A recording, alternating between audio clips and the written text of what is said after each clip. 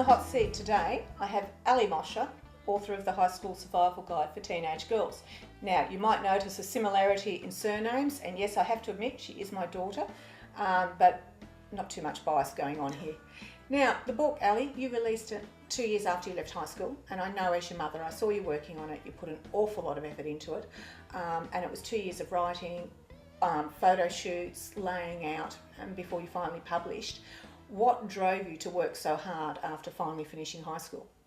Really, I can't answer that question because the book wrote itself. Yeah. Like, as you know, it came from a blog when I was in high school. And so I already had a lot of the material there. Right. And it was just a matter of, I was sort of putting it into that book layout before I even realised what I was doing. And so when I came to you, I sort of had half a book ready. So it was just a matter of working out what it was going to look like and padding it out and having your wonderful editing. Thank you. Thank you, dear. So it really just kind of drove itself. I never really consciously decided to write a book. I know that sounds terrible, but I had it half laid out before I really realised, hey, I could publish this. Okay. So the blog, you were writing the blog during high school, and what was the blog on? It was actually my personal MySpace blog. Yeah. In the dark days before Facebook. The article that sort of started the blog's theme was called The Myth of Popularity, and I was just fed up. I was kind of on the outskirts of a popular group at school, and there was this other group that they were called popular, but they were not enjoyable to be around. They weren't nice. They were very exclusive, and I just got fed up with the idea that that's what popular is in today's society. So I wrote this angry blog. And I was in year 10 or 11 at the time, and the girls from a few years younger than me actually printed out and they read it on the bus. And I'm sitting there on the bus going, I know that story. I wrote that. And that must have been a wonderful feeling. it was great. It was really good. And they when I approached them and said, look, I'm so sorry, but that sounds like my blog. They said, yeah, we love it. We absolutely love it. We follow it. And we love what you wrote. And so it just kind of started from there. It was bit of an ego trip, really. Yeah. Once that happened, what were you, 16? Couldn't stop. Yeah. Oh, so that would be awesome. It was a good feeling. Yeah. And I just kind of kept writing, and by then I had half the book written. Right. So, and because you knew the value of the information that you were putting into it. It was lessons I wish I'd learnt myself earlier on in high school. Yeah. So it was nice that I was able to pass that down. Yeah. That's great. So when you released the book, you were how old? Yeah, 20. I just turned 20. Just turned 20. Yeah. So that's a great thing for a 20-year-old. You must have been really proud. I was. I had a bit of help from my mum. But actually getting it to sell, it's ticking over nicely now. People are buying it, they're finding it, and that's great. But for the first probably 2 years after you released it, promotional was hard, wasn't it? Writing a book is one thing. Publishing it is a whole other kettle of fish. Publicising it? Publicising it, yeah. Once it was published, it was this great feeling, and then I think it was the book launch that kind of hit home to me just how hard it was going to be. Because we planned this big summer party and we had 30 people through the door, and it was so boring. Yeah. And that's no reflection on the people that came. We were grateful to them. Oh yeah, they were all great. There just weren't many of them. But we were expecting a much bigger party atmosphere. It really hit home how hard it was, and even just the part of that where you have to call yourself an author just did not sit well with me. At 20 years of age. At 20 years of age. Did you feel like a fraud? Yeah, I did. A fraud and a show-off, Yeah. especially because it was self-published. That, if it was perhaps legitimately published, I might have had a bit more confidence in saying, yeah, I got this book out there. But because we'd done it all ourselves, there was this feeling of just being a massive ego project. And just talking to my friends about it was the hardest thing. Even when they'd ask me, even when they'd be interested, I found myself playing it down. Yeah. So that's a question. Why not try and pitch it to a publishing company to take it on and take the risk?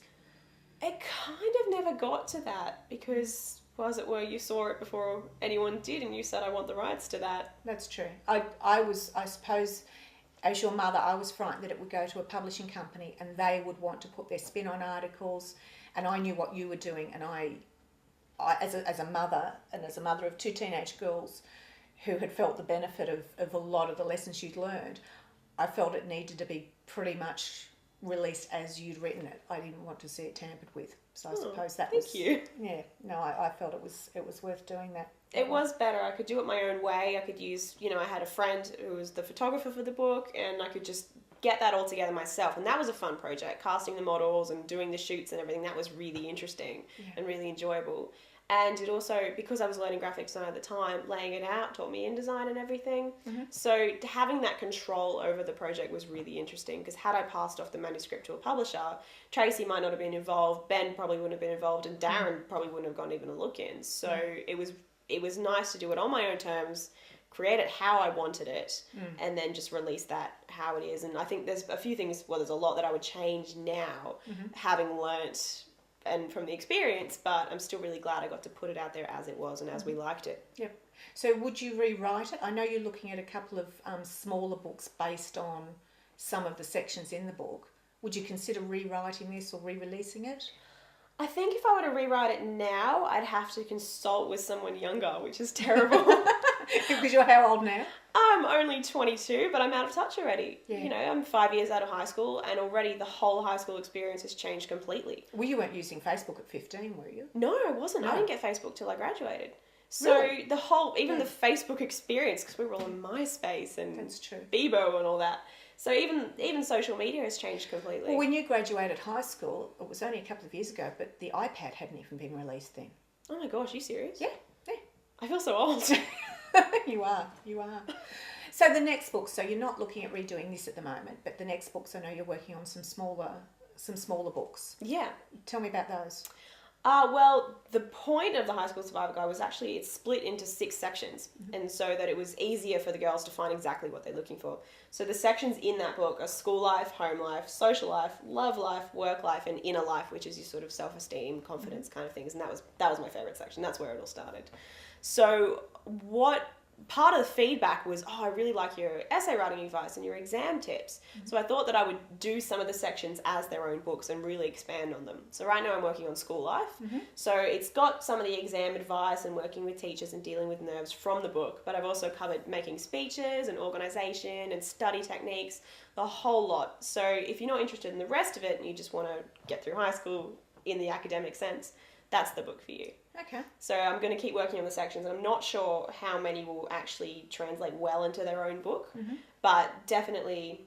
And they'll be released as small black and white text-based books with a bit of graphic input. Exactly, because that was one of the problems, finding a printer that could do the full colour internals at a relatively affordable price was Why next full to colour? impossible. Why not go for black and white so that you could retail it more cheaply? With this one, the look that I was going for was more of a magazine than a book, because I wanted it to appeal to girls who didn't necessarily read as well. Yep. And I wanted it to be the kind of thing that it feels fun to read. It's not an assignment, it's not homework, it's not a textbook. I wanted it to be something that you want to open and browse through, and then you might stumble across an article that really helps you. So it needed to be colour and it needed to be laid out your age group for this is 11 to 15-year-old girls? Yeah, 12 to 16, 12 to roughly. 16, yeah. Those early years of high school, the junior to middle years, yeah.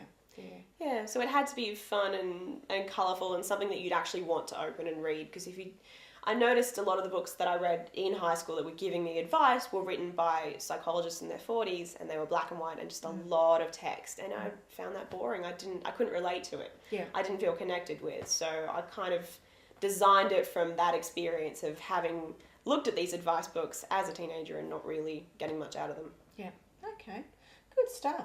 So the next books are coming.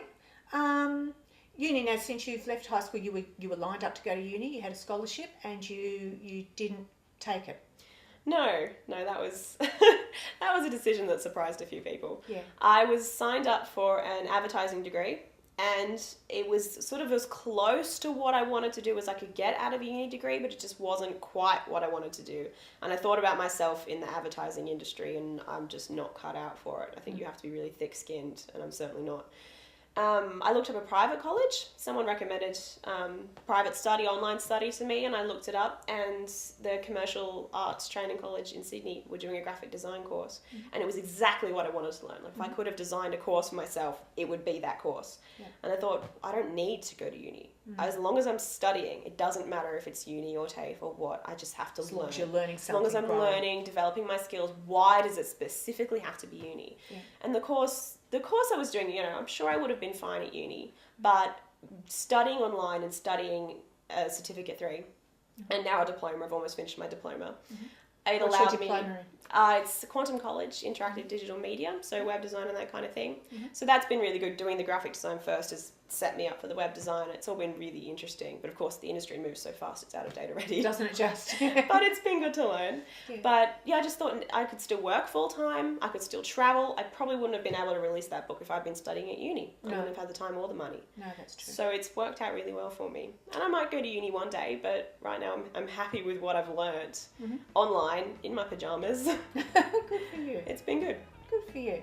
Well, congratulations. Thank you. And thank you for sitting in the hot seat with us today. Thank you very much. We'll see you again, and good luck with your next book. Thank you very much. You'll be publishing it, so I'm sure it'll be fun. I hope so. Thanks, Ali. Thank you.